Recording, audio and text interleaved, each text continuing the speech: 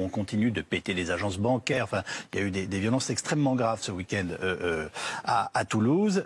Comment percevez-vous et vivez-vous l'incroyable procès qui est fait à nos forces de l'ordre en ce moment, que l'on taxe d'ultra-violence? Que stupéfait quand je vois encore des touristes étrangers dans Paris, moi, en ce moment. Oui, c'est vrai, c'est très étrange. On sait très bien que les images de la casse tournent sur toutes les planètes, sur toutes les télévisions d'information continue de toute la planète. On se dit, mais c'est dingue, ils sont venus.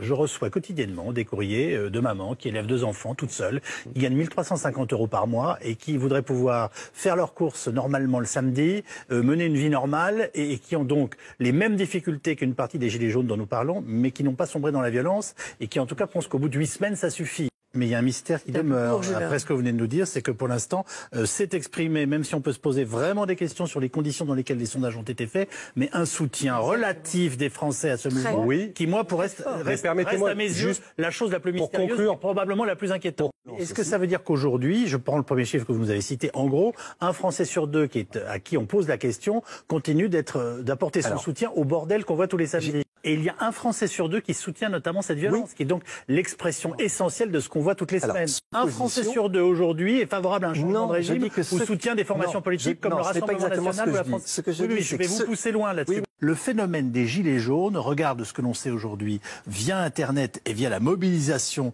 notamment sur les ronds-points, n'est-il pas une escroquerie? J'ai envie de vous dire une escroquerie intellectuelle. C'est-à-dire qu'on s'est laissé impressionner par 287 000 personnes. Ça s'interroge déjà notamment sur la façon dont les gilets jaunes, d'une façon ou d'une autre, ont pu être financés depuis le début de cette crise sociale. Il peut y avoir des mains cachées qui orientent, et peut-être qu'elles ont été présentes. Moi, j'en sais rien, je ne vous donne pas une info. Tout ça avec une base où, en effet, ça se développe sur Internet, c'est-à-dire dans des réseaux fermés, où on est entre gens qui, entre eux, se remontent le bourrichon, et avec des fake news avérées et des mensonges sur lesquels on bâtit des histoires, et en plus de la haine. Notamment sur les réseaux sociaux, les journalistes sont taxés de privilégiés, incapables de comprendre leurs problèmes, et à la limite méprisant une partie du peuple français. C'est pas le cas du tout. Enfin, moi,